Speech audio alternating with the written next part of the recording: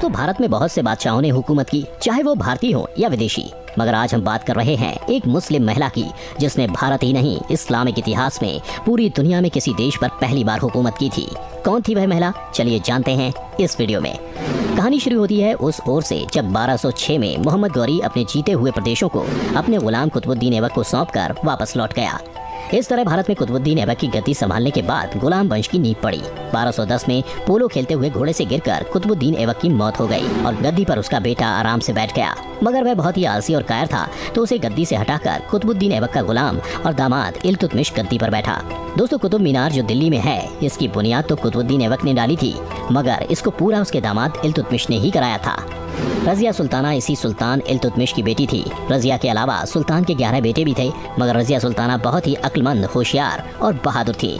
उसके सामने उसके भाई निहायत ही मक्कार और कायर थे, इसलिए सुल्तान को सबसे ज्यादा भरोसा अपनी बेटी रजिया पर ही था। सुल्तान हर जगह और हर मामले में, यहाँ तक कि सरकार के कामों में भी अपनी बेटी रजिया को ही बेटों से ज्यादा अहमियत देता था।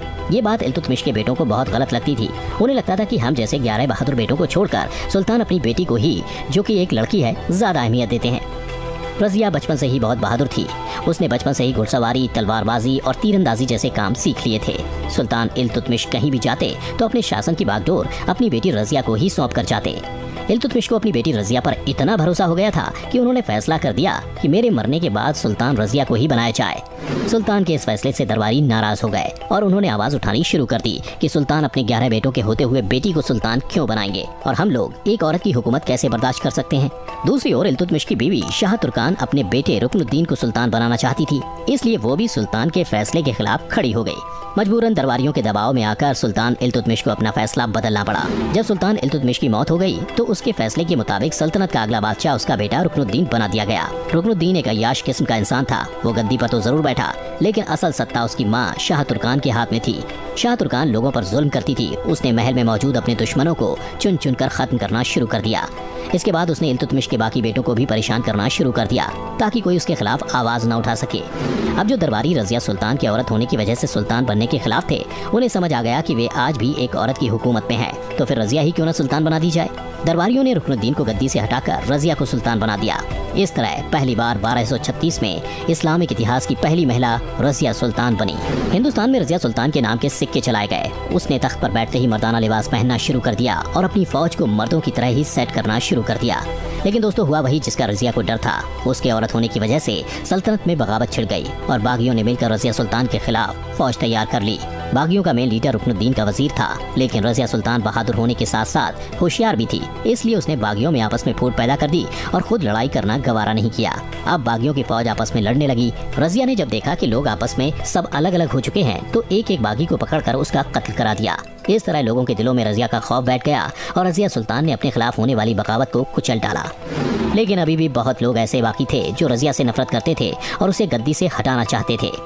आखिरकार इन बागियों को मौका मिल भी गया। रजिया सुल्तान के महल में एक काला हबशी गुलाम रहता था जिसका नाम याकूत था। कहते हैं रजिया सुल्तान उस पर कुछ ज्यादा ही मेहरबान हो गई। पहले तो ये गुलाम महल में घोड़ों के अस्तबल का दरोगा था। अचानक रजिया ने उसे अमीर का पद दे दिया, बाद में अमीरों का अमीर बना दिया।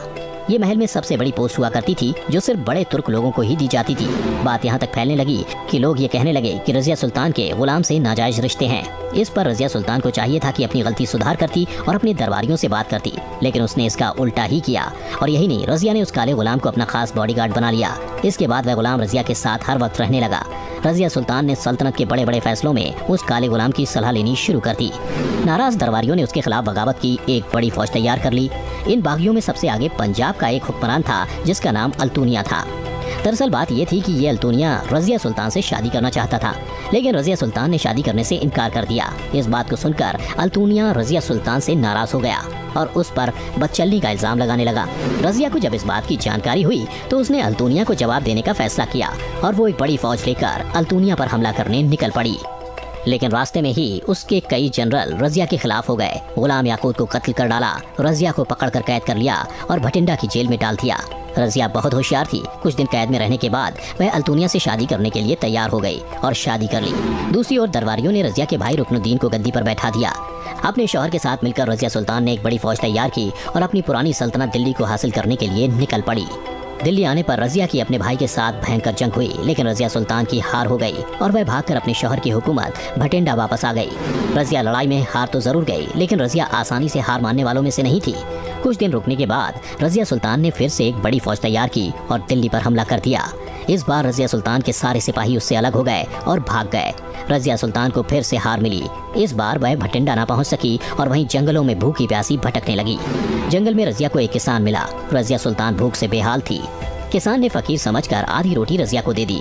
रोटी खाकर रजिया सुल्तान वहीं लेट गई और उसे नींद आ गई।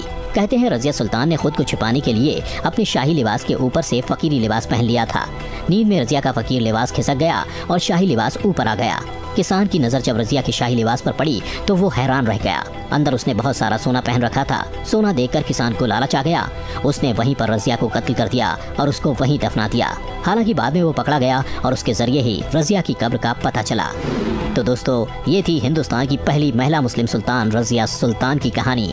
आपको कैसी लगी हमें कमेंट करके अपनी राय जरूर दें।